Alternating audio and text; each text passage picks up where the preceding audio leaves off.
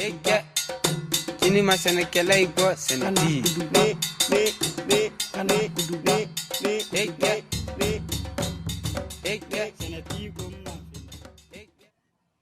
Welcome everyone to this conversation with Sean Dembrosky and a bit of Sasha towards the end. They run Edible Acres in New York State in the US. One of my favorite permaculture projects, and actually looking at systems in general and resilience and day-to-day decisions and how to interact with our environment, with ourselves and with our community. So I'm very, very pleased to have the opportunity to talk to them and to share this with all of you. Welcome. We run a small permaculture nursery and food forest experimental space called Edible Acres, and we make our living with through the plants that we grow, and then also have the YouTube channel where we try to document the experiments and share notes that could hopefully be helpful to get people activated and kind of support more and more people growing more food where they live in ways that feel ethical and thoughtful. And so that's the basic picture. It's a lot of experiments and a lot of play and weird directions to take that sometimes are fruitful and sometimes are not. But yeah, it's just getting deeper and deeper with the living systems that are around us. Great, thank you. And I'm really grateful to you to be here, for being here. And yeah, I've been a fan of your and Sasha's work. I mean, it's just great. I'm a herbalist myself, so I always love when she comes up in the videos as well, and I can learn a lot from how everything is integrated. Yeah.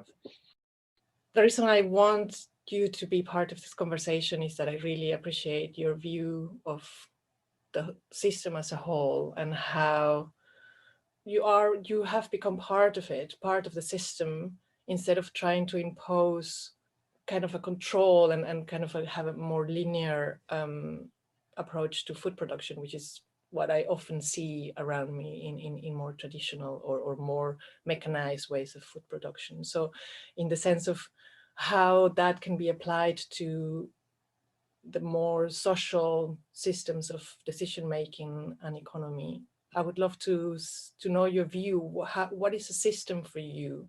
How do you see the living and the social systems? What's the right way to think it through? I think if there's an overlap between the view of both social systems and like the living, gardening, production systems that we work with, it's that kind of a focus on shedding a sense of hierarchy a little bit, like a little bit more of like broad lateral interconnectedness feels like a common picture between those two systems. So like, how do we have as many personal relationships with folks around us that are all doing their own special, valuable thing that we can support, and vice versa. And the same thing with, what are the deer doing that is supportive, and what are the chipmunks and the squirrels doing and the birds doing, and the plants that we didn't plant that are showing up. Like somehow, I don't know if it conveys as a parallel, but somehow I see it as a parallel, that there's like, rather than looking up to some bigger system of power or like other, like to basically be enmeshed with all the stuff that's around, both people and animal and plant wise. And I think there's something to be said around like the flow of all right, it's still early in the morning, so I'm trying to think through the way I want to say this, but that there's like a real value in identifying like leaching and nutrient loss, both in social and environmental spaces, like by positioning ourselves as like decomposers or nutrient uptake agents, both socially and in the world, that feels like a pretty resilient and productive place, like both in the landscape and in our world. There's like lots of, like, you know, you can call it waste, but you could also just call it excess nutrient or leaching nutrient. And I feel like there's just been this incredibly fruitful thing in like making adjustments to our design and our goals and approaches based on like what's available.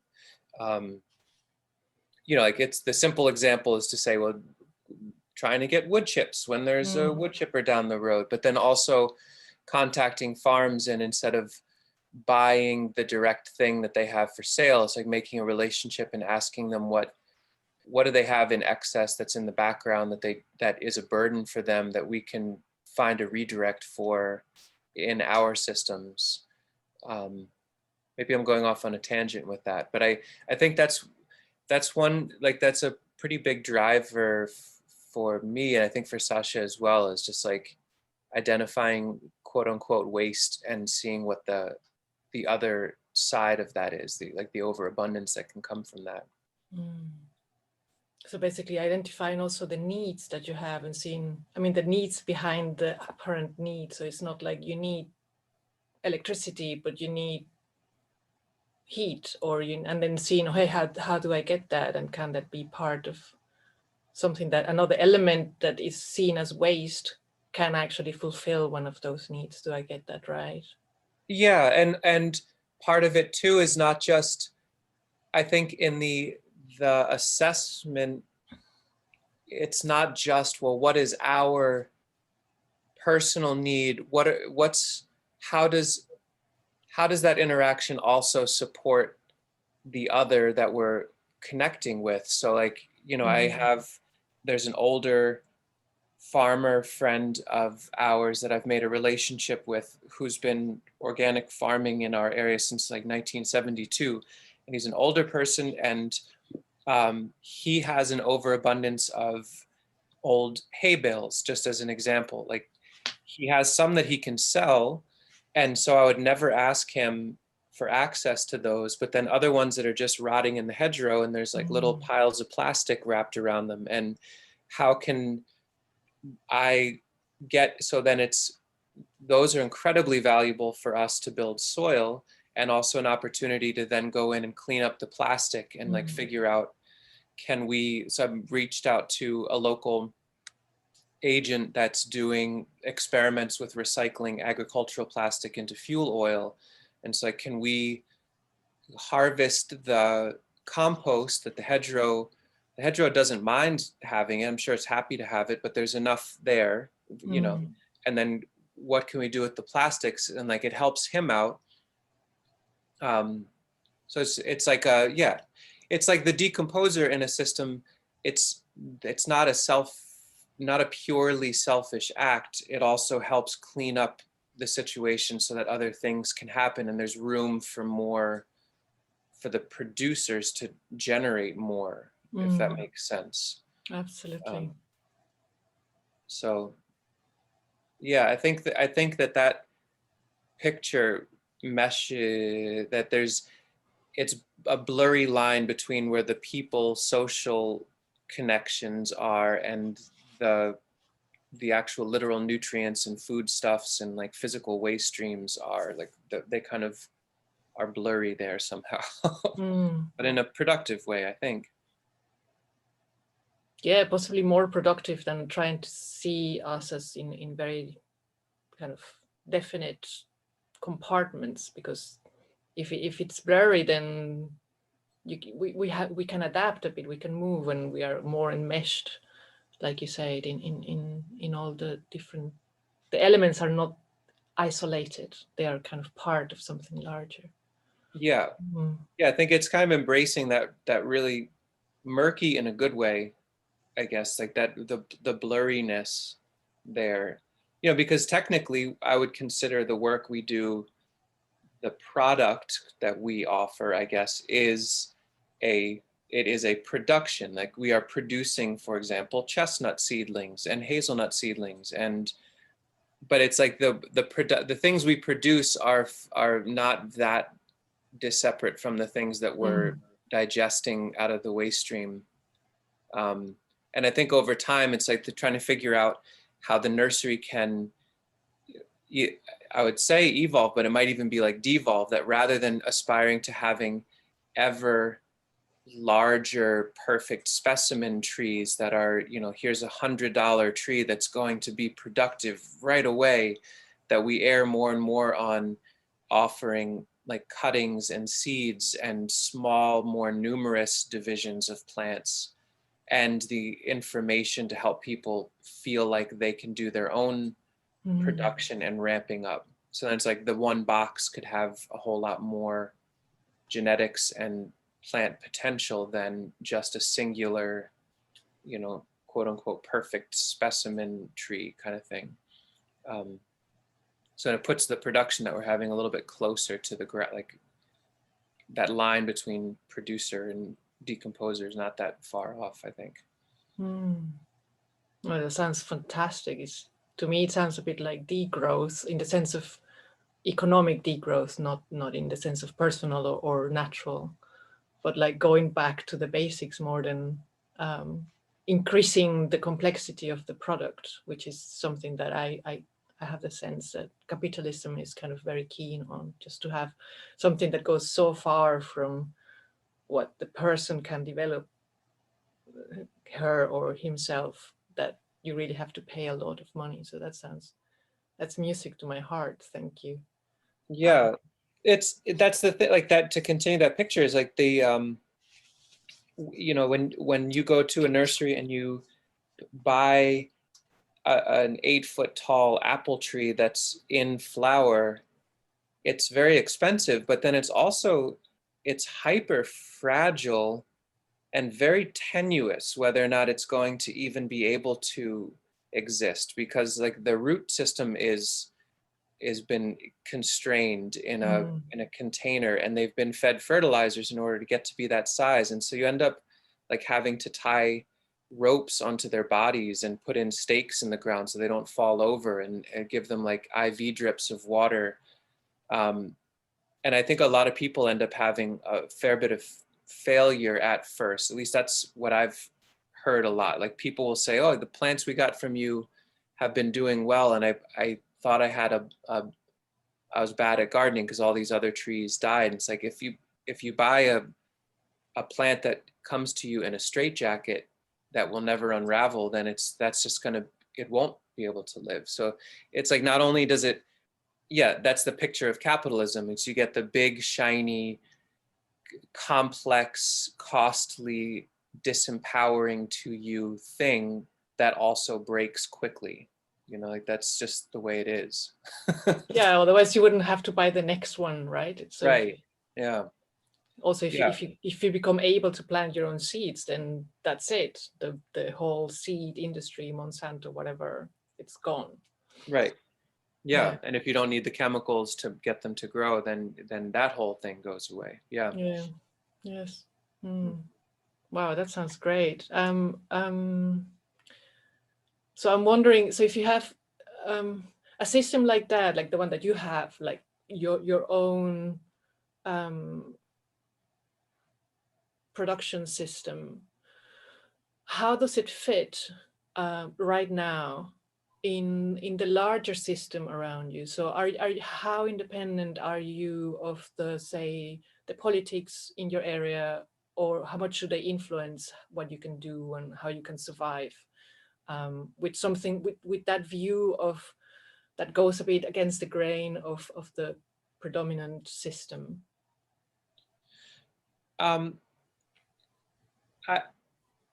mean, I'd like to think or say that we're outside of the politics of our area because of the work we do, but I don't think that that's not really a full and deeply thoughtful way to say it. I think there's the immense privilege of being Like if I was a Black man doing what I'm doing where we are, like we're rural New York, it's not, you know, it's not the deep South, so to speak, but the eyes aren't on us in a different way. Like I feel like I get a lot of latitude because of that, that I would like to think it's because we're doing good work and all that, but I think that's actually a real part of it. We also are just enough in the edge of suburbia rural intersection. Like the town that we're in still has legacy agricultural laws as far as land use. And we lean into that very, very hard. Where Sasha and I live, the small half acre, basically everyone around us, it's like, it's slightly larger suburban lots is the basic feel, but there is this legacy of it being an agricultural community. And we talked to the zoning officer very early on and made friends with him, or was friendly with him enough that that helped quite a bit. And I think focusing on vegetative privacy between what we do and what the road sees has taken a lot of pressure off. Like if we were very raw and open visually with what we're doing, I think there'd be a lot more challenge. I'm kind of learning the fine art of like vegetative obfuscation, like hiding yourself, you know, so you can get on with what you're trying to do. Yes, that makes sense. So, but then you feel that in the way that you are somehow under the radar to some degree allows you to actually stay alive, stay and keep on doing your project without having to kind of revert back into having a job outside or whatever, or fall into the capitalist system or something like that. Yes. Yeah, in way it's like we're vocal and we're very open and share a lot in this virtual world on, you know, YouTube, and if people reach out and are interested in what we're doing, we share, but we're also not pushing. I think visually we're not trying to push ourselves out into the world that much if we can help it. Not to be shy, not to be like hidden about it or secretive or possessive, but just to realize that, like, I think it is so fundamentally reasonable and healthy to do what you want to do with your own landscape if you're trying to build soil and be gentle with creatures and stuff. But that somehow is like a very radical act. Like to not have a lawn for right now is still this radical thing, and it's kind of ridiculous, but recognizing that and making it feel like we're somewhat invisible to those folks who'd find us offensive is an okay strategy to just get on with what we're trying to do. Absolutely. It just, to me, it feels like you're just not being confrontational in a way that I think, I personally think that being really confrontational has an aggression or aggressivity that is actually not really productive for change, because people are like, okay, what you feel, people just contract and say, oh, this is, I don't like this and I feel unsafe. So they buy less into well, buying is not the word I want to use, but they are less keen on seeing the advantages of what you're doing. So I think it's actually it's the strategy I would use if I can, just to, you know, see whoever kind of is ready to look at new things and be as kind as possible to the rest of the people around you. So to me, it sounds just great. Yeah. Yeah, I mean, we had early on with our chickens, we had roosters, and we felt very strongly that roosters were a healthy and balanced part of the experience. For like the hens, I think did better. They were more protected. There was like more of a balance. At certain points, we had too many roosters. We learned that lesson, but like the right number of roosters for a group of hens, I think is like, it's a healthier system overall. And to have fertilized eggs and the opportunity for them to raise young is all like, that's a more full experience that the hens get to have, and they deserve that. But neighbors right across the street were very, very intense about how much they didn't like the roosters. And it felt like to yield to that and harvest, to kill the roosters and eat them was the path that would allow us to continue on doing more of the rest of the things. Like if we stuck, technically we could have kept the roosters, we could have called the zoning officer and he would have said, yeah, you're allowed to have roosters. It's an agricultural zone, but I think it would have opened up more strife. It would have been the aggressive way to respond. So that's been tough, but it's like in the grand scheme, it's not that big a deal. So we can move on from that and figure it out. But yeah. Do you think that works? It's something that just coming up to my mind is that it works in a system like yours where you have a diversity of elements, so you're not dependent only on the well-being, on the optimal well-being of your hens, but you have like a more complex system that where you can say, okay, I can reduce the productivity here or the well-being of that particular element just a bit, so that the whole is in general a bit better. But if if you only had hens, then maybe you couldn't do that. Yeah, for a million different reasons. I agree wholeheartedly with what you're saying. Like in that instance, for sure, and then zoomed out for sure. It just, we make our living selling plants, but we don't make our living selling just grafted apples. It's a huge number of different plants, and some years we phase out some plants because either we had a crop failure or it felt like it was too stressful on our bodies, or the plant communities that we're stewarding that we normally take from in order to sell plants just seems a little tired, and so we can leave them alone and focus on some block of plants that did particularly well.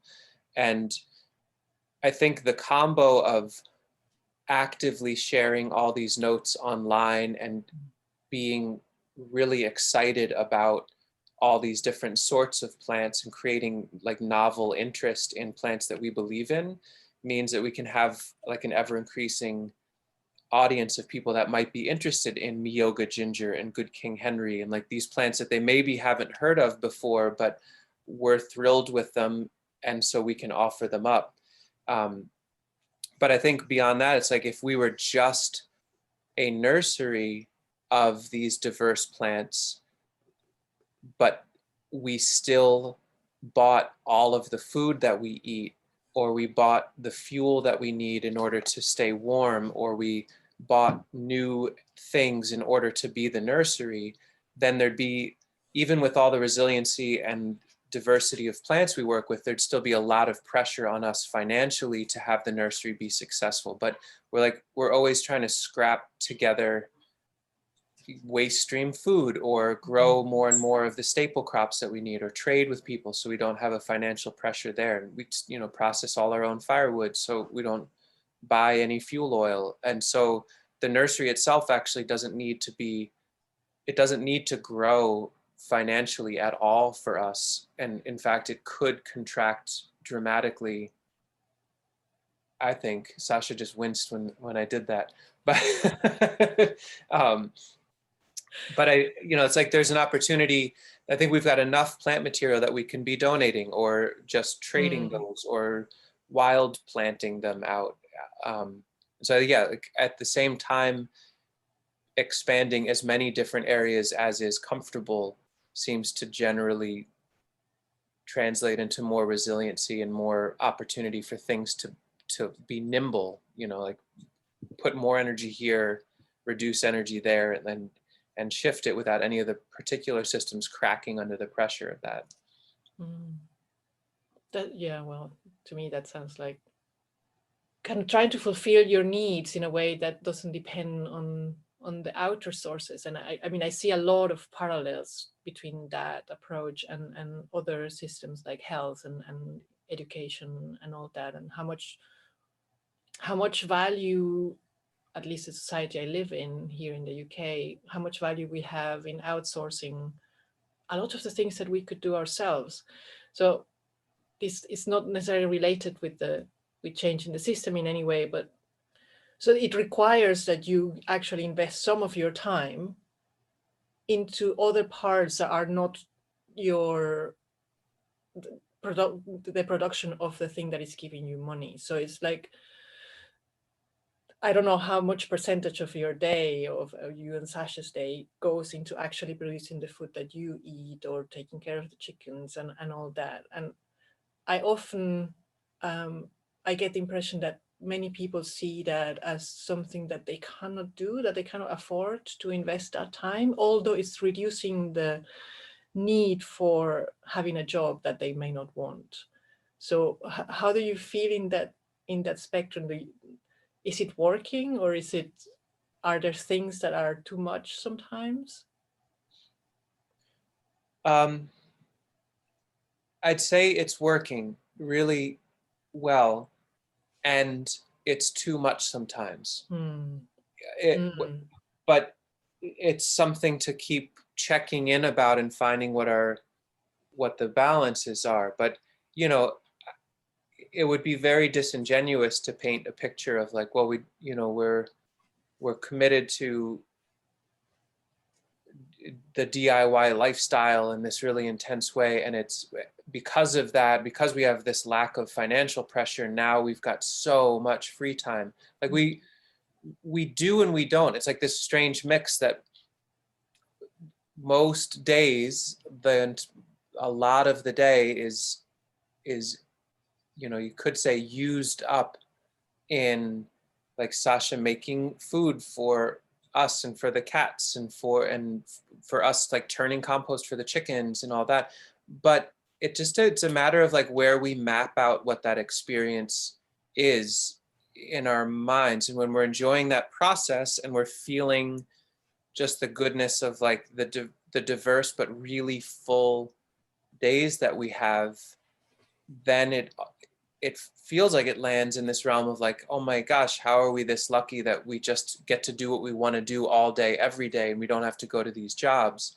So I think it goes back and forth depending on where things are. There's certain times of year where there's a lot of like mental pressure and time pressure around fulfilling orders that came in. Like people will order plants from us online and they'll have paid for the plants already, like their money sits in our bank account, and yet they don't have the plants from us in their hands. And so there's like this time when that happens where I personally feel a massive amount of pressure around wanting to make sure every plant gets in every person's hands and that they're all alive and healthy. And until that happens, like I can get a little obsessed with that. And that makes it feel stressful. But that's like 2 months or 3 months out of the year. And that is an optional mentality for me. I could be adjusting how I see that.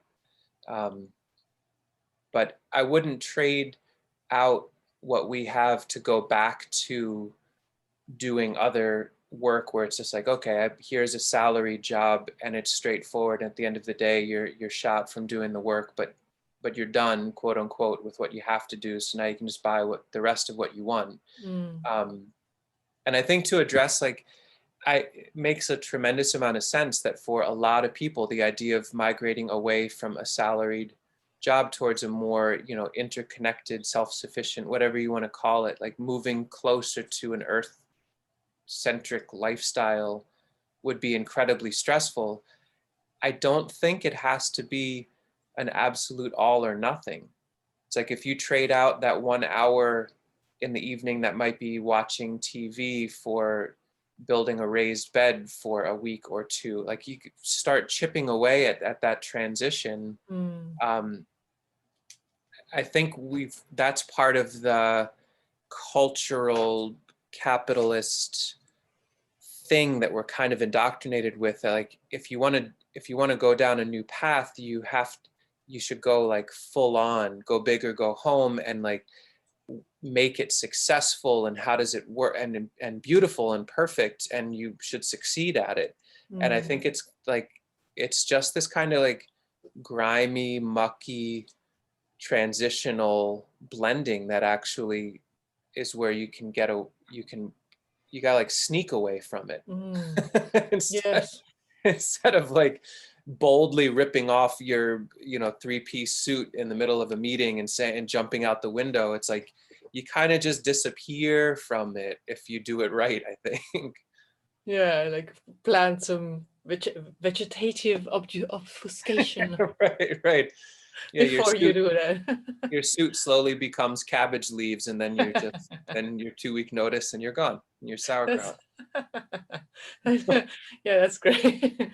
Wow. Yeah, I think it also ties in the notion that I feel very keenly when producing. I haven't been producing food for a couple of years, but it's one of the things that I really miss. Is that I love having things that are growing together. I mean, I'm not for monoculture in any way, not even in a small bed. And then there's always this, oh, but you know, this carrot is smaller than the carrot that you could produce if it was on its own. And then it's like there's always this, it has to be, that product has to be the best possible. And it's not something I see in nature. So it's also that, like, with the transition is, oh, we have to go, like you say, 100% and be, everything has to be perfect. I don't see that type of perfection in nature very often. And I think Yeah. we're just kind of indoctrinated to have that for some reason. It would Yeah. just be very healthy if we could just do with slightly smaller carrot, but then you have many other things around it as well. Yeah, and they've got little dings and twists and turns, and they've got scars from living like a full life, and that's part of it. And Yeah. it's all nice. Yeah, I mean, there's so many things like the apple. I'm sure you have read this or heard this. Like the scabs and scars that form on apples are sites where way more sugars and flavors develop. Like scar tissue is richness. Like there's way more flavor and life in like a dinged up being. Yeah. Yeah. Yeah, absolutely. Yeah, yeah, that's another thing that I find really important at the moment.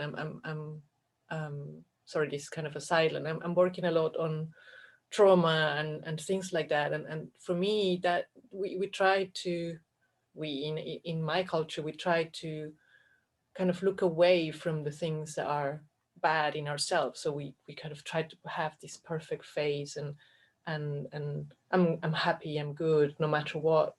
But I have the feeling that it's in those scar tissues that we have inside as well, where the full richness of our life is. So part of the thing that we're trying to do is to see how do we bring that into, say, decision making, and how do we stop at meetings and stuff saying, okay, that's your private life, because it's never, it's like those are the really juicy bits that will bring our real needs into, say, a meeting or something like that. So I really like that idea of that fact actually, that the most nutritious parts of the apple are actually around the scar tissues and the little defects that people don't want to see Yeah. necessarily. Yeah, it seems like there's a huge amount of parallel in what you're saying with, right. I mean, of course, it makes sense. Like living systems, there's just the amount of parallels are way more than the amount of differences. That's for sure. It feels like. I think so. Yeah. See, if it's something kind of that we see it as something alive, I think, and I see our society as something alive, me particularly. So, yeah, I'm yeah all the time seeing parallels between nature and something else. Um, I know that you do a lot of work that engages the community, maybe not necessarily the community around you, your neighbors, although there's a lot of work with your neighbors as well, as far as I know. But so how do you engage with your community? So it's like, what works and what would you like to change? Is there some kind of things that, this didn't work so well? Um, yeah, it feels like the last year has just been such a crazy anomaly with the COVID realities. Like it feels like the connection, not that they've dried up, but they just feel very different. And it's just been like such an intense year. It feels somehow like it's been 5 years. So it's almost hard to remember what was before. But I think I've had this, I think the right word for it, I guess, is fantasy, because that's what it actually is. That, you know, as this permaculture nursery and we're growing all these different plants, that like we could be this hub where we'd be able to donate plants to city parks where people are removing the lawns and putting in orchards and food forests, and like just converting all these public landscapes into unending seas of perennial food and end. And it feels like somehow that's just never, um, whatever way I'm putting it out there, it's just not landing or getting traction. And like going to meetings and saying like, we'll donate all the plants and we'll bring wood chips and we'll help with the shovels and stuff. We just need like people that want it. That part, I'm not sure where that's come from. And I truly believe that with COVID stuff, and then like the initial scares where like people would go to the supermarket and not be able to get food for a while, that definitely would have been the time that people would be yelling out like, please, you know, let us know, and can we still get trees and plants and blah blah. But it's been such a trickle. It kind of feels like until there's just truly no food anywhere, it won't happen. I don't want to be pessimistic about it, but I've just kind of given up like trying to, you know, broadcast out like, hey, come get free plants to plant everywhere.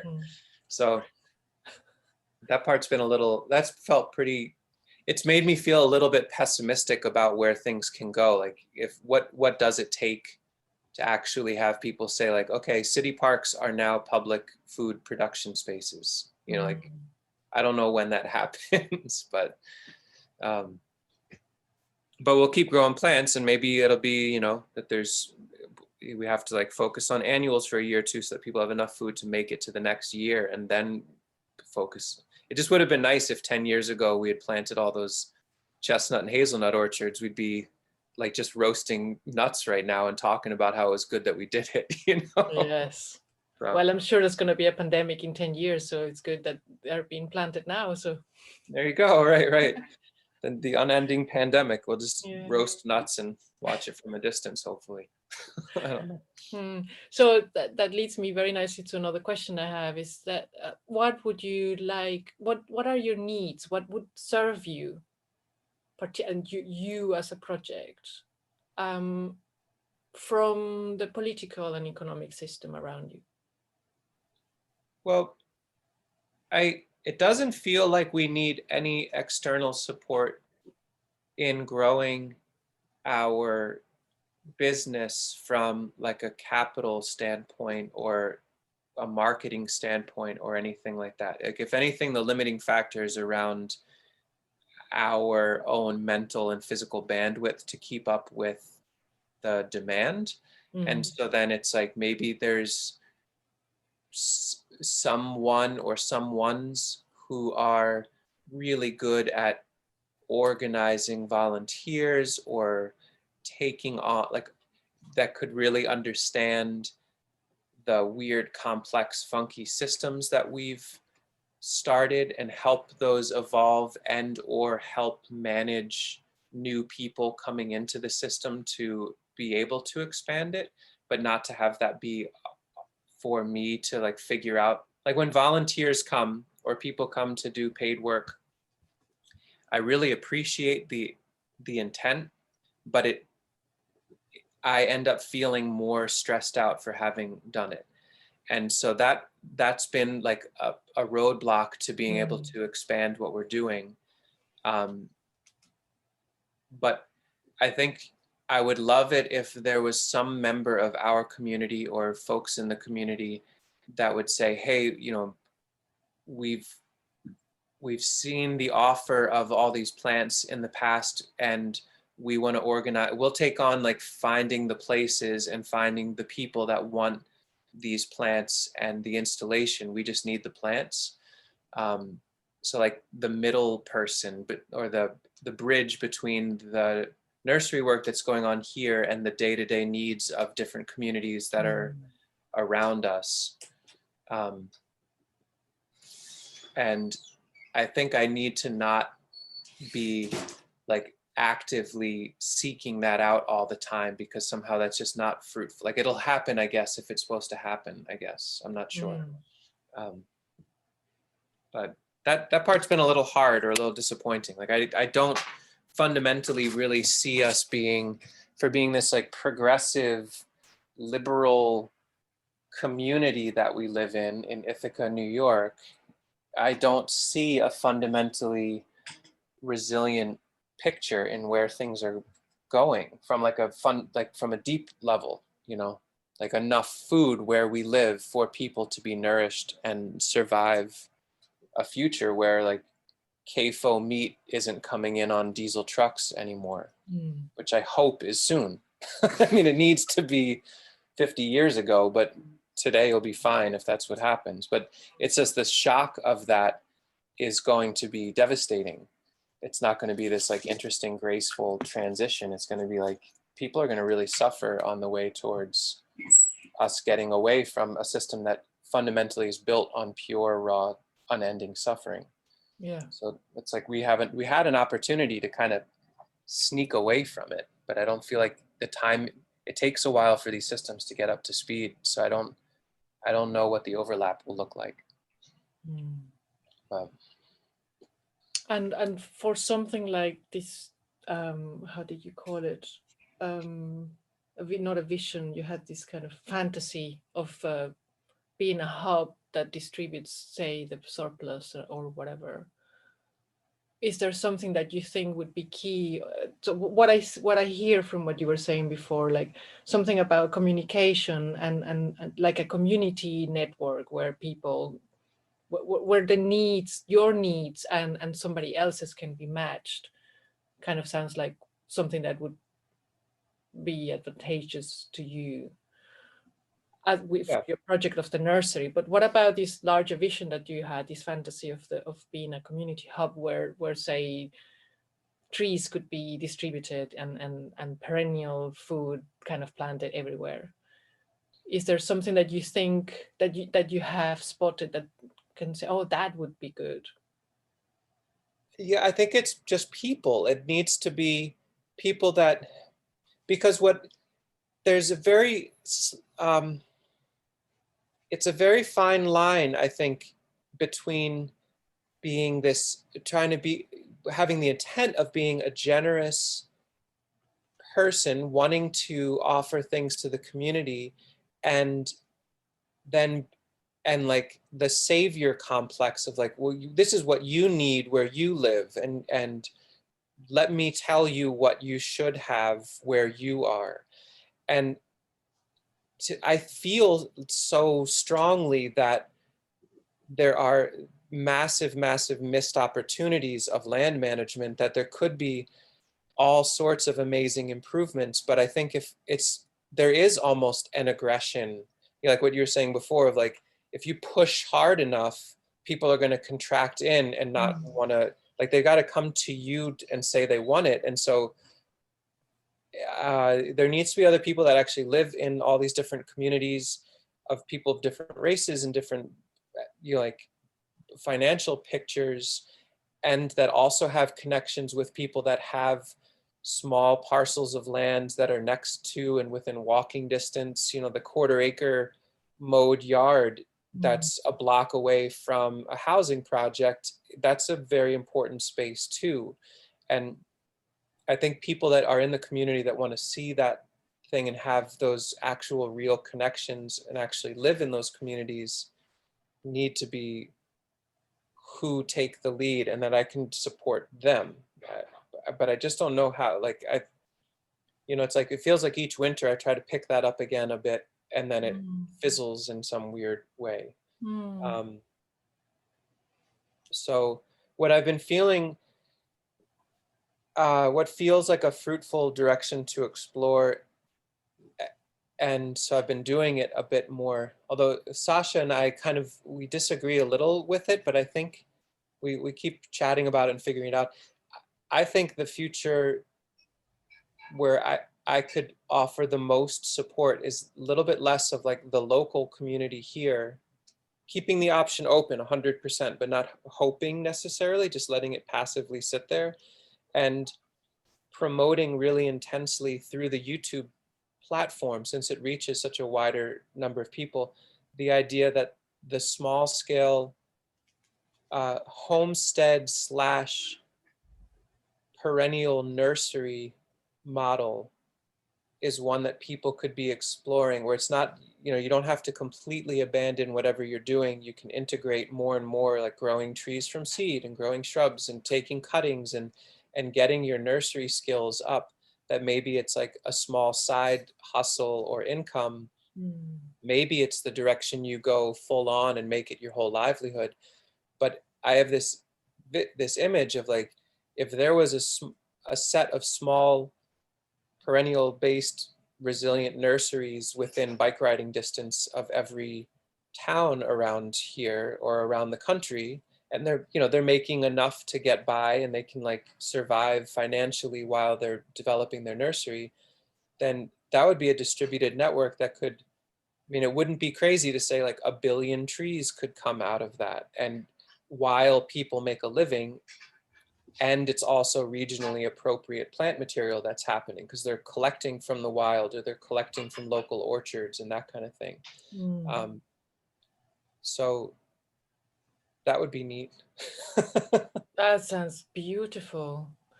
Yeah, a friend of mine, he's involved in a project where they are, it's just starting here in the south of the UK.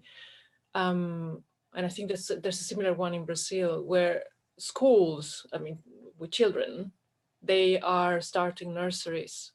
Yeah. Because every school has a backyard, well, not every school, but lots of schools have, a lawn that actually takes a lot of energy to keep. Yeah. And transforming those places into a nursery where actually the children are doing planting and taking care of the plants and learning and having a time that is different from just looking at their devices. Yeah, there's so many livelihoods, like I think ethically nice livelihoods, because if they're doing a small scale nursery, they can learn about economics, they can learn about exchange, they can explore like what does it look like to recycle the pots, like how does that affect your bottom line economically. They could learn about not only the production of the plants, but maybe there are certain children or certain people that maybe that's not exactly their affinity or the direction they want to take, but they like the physical world. And so then they could be the people that make a livelihood installing these plants, like actually getting them in the ground at people's places and helping them go. And other folks could be designing those systems. Like the nursery produces the plants, the installer actually makes it manifest in real life, and the designer can help like knit the client or the people to those other folks. So it radiates out that there's actually like a lot of potential livelihood. And then a few years down the road, there's livelihood for folks that go and collect the insane amount of excess nuts and fruit and medicines that are growing in all these places and turn them into value add products that like, can go back to the landowner, or like, it just seems like it just begets more and more potential without any of it having to all be there at the outset. Like it can evolve in later on. It doesn't all have to be perfectly lined up in order for it to be functional. Yeah, absolutely. And it has kind of you have things that you can harvest as it grows, because it's not that you have only trees. You can have small plants that you can, annuals or even shrubs or other medicinals that are growing together with the trees before they actually get to fruiting. So that's been a big part with being a perennial nursery that sells some, like there are trees we sell that won't make their first crop for like 6 years or 8 years. And I've learned a couple different ways. When I used to do plant sales, people would say, oh, how long does it take before you get something? And I'll say, oh, 6 years. And they're like, I'm not sure. I'm like, well, here's the beautiful part about this. You can also plant arugula. You know what I mean? So it's like you put the tree in you do a thing, and then you do a different thing that gives you the reward you need right away, and forget about the first thing you did. And then it's like a surprise. It's like when you find persimmons on the ground in a bunch of years, it feels like a $20 bill you forgot was in your pocket. You put it there, but you forget about it, and it just is there. But unlike the $20 bill, it's like it's there over and over and over again forever. Yeah, it's your 20-year-old. It's your money tree actually, just producing more. Yeah. And more. And I think that's the thing, is like for people to remember or to be introduced to the idea that a food forest is not exclusively about a very delayed return on investment. It's the true combination of the late succession, long-term horizon vision, along with the things you need in the next 30 days in order to be nourished and satisfied with your work. So you put in the strawberry patch while you put in the chestnuts, and enjoy the fruits of your labor in the first year while you wait for the nuts of your labor later on, you know? Exactly. Yeah, and of course, I'm making a parallel now as you speak with also all sorts of systems where we tend to just focus on one project and forgetting that we can, while we wait for that long-term returns, we can just have other things that are part of the same kind of large view that are giving us benefits before we get there. Yeah, and that keep you engaged. And I mean, we're animals that like reward systems. And if there are lots of, I mean, it doesn't have to just be, I think there's like an ethically okay way to design in tons and tons of little rewards to do good work. And if that structure set up, it can keep you engaged and remind you of what your longer term vision is, but give you candy while you're doing it. You know, I think that's a critical part. And that's part of it too with the nursery, is to keep reminding people that like we make all these mistakes and we have all these failures, and that it is about like casting a very diverse net and trying to be patient with yourself and with the systems that you're setting in motion to allow lots of little failures and lots of little successes, to kind of like think about the complexity of it, you know? Yeah. Yes, not putting all our eggs in one basket, basically. Right. Yeah. Yeah, it feels so evident somehow, but it seems to be not that common. Well, we're just shown the imagery and video that generally bubbles up to the surface for like most of our experience is that of the glossy, perfected singularity, not the like murky, dinged up, rich, complex stuff that take a while. It's like the polished, shiny, perfect, pretty is the thing that we get shown over and over and over in like all the different ways. Like that's the driving aesthetic of, that's a very tough thing to try to pivot away from, you know? Yeah. Do you have any idea why is that so predominant?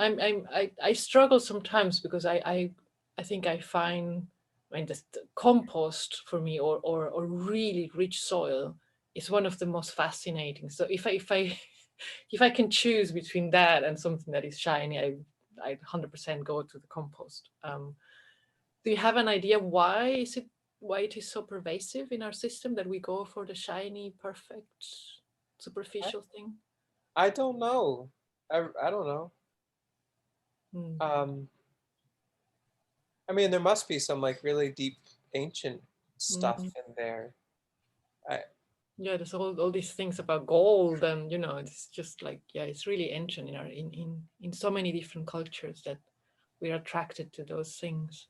Yeah, is it that like, you know, fire is super bright and it would draw our attention very intensely? Is there something about like shiny stuff that like Yeah, triggers like there's we a look lot of There's a lot. I'm an ecologist by training, and I worked on sexual conflict for a long time. And there's something that we call, I don't remember now how it's called, but it's almost like piggybacking the sensory. It's called sensory exploitation. So it's like berries can be very shiny, and they are very shiny because they're advertising themselves to birds so that they can come and eat them and spread them around. So what a lot of the male birds do is that they develop these very shiny colors that are attracting the females. But and of course they, in the end, the attraction is because of the mating, but they are exploiting the initial appeal for the very red berry or very particularly shiny thing. So maybe there is something from there that is still kind of, that can be exploited in some way by whatever system. I'm wondering. Yeah, the ripe car, right? Like something like really shiny, the ripe new watch that's really going to be delicious if you eat it. Exactly. Right. Yeah. Yeah.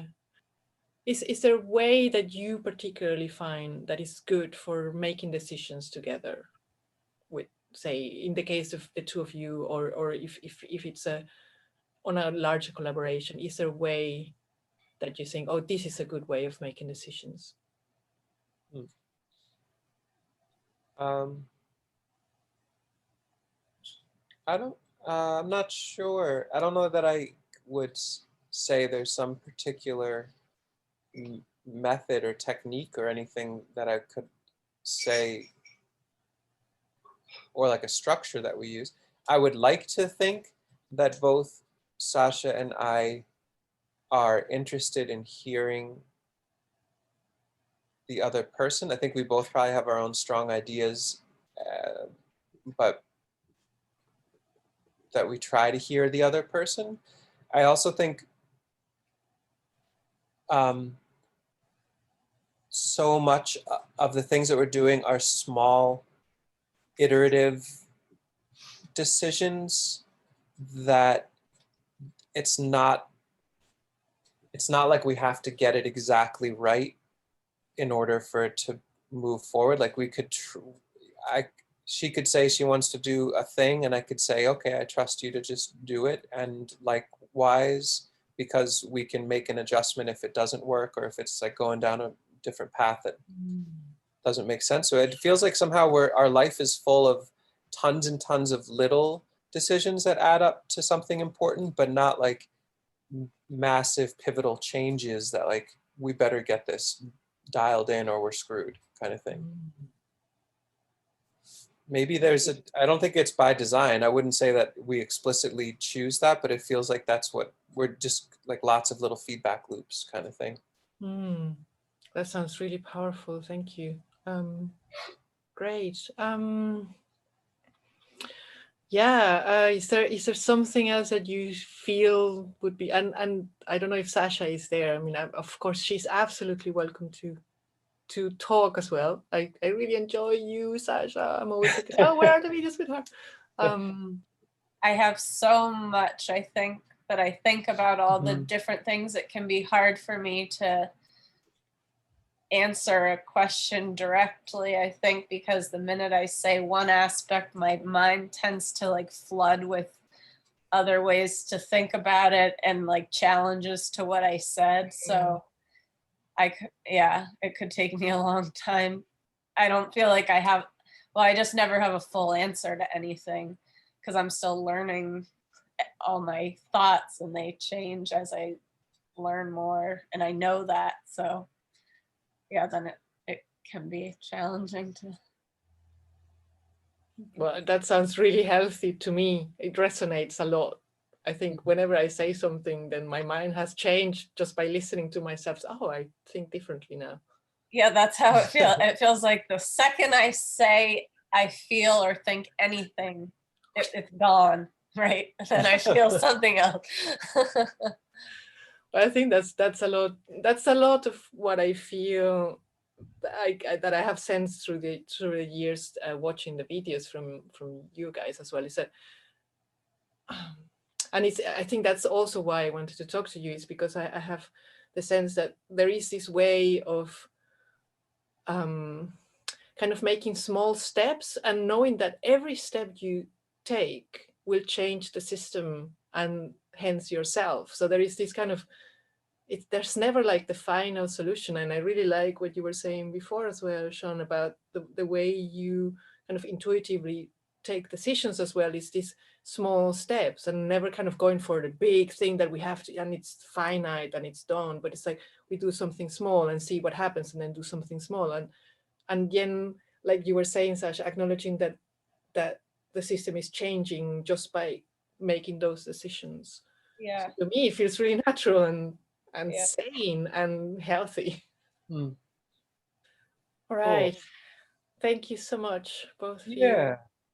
This was lovely. Have a great morning. Good luck with your project, and we'll connect again when the time is right. Great. You too. Enjoy the winter, snow, whatever you have. Yeah, we've got snow today. It's going to be a quiet day for sure. All right. All right. Be well. Thank you. Ini masana kela ipo senati.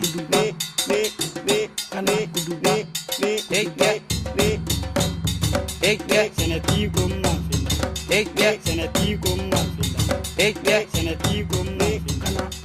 Senati gumma finna.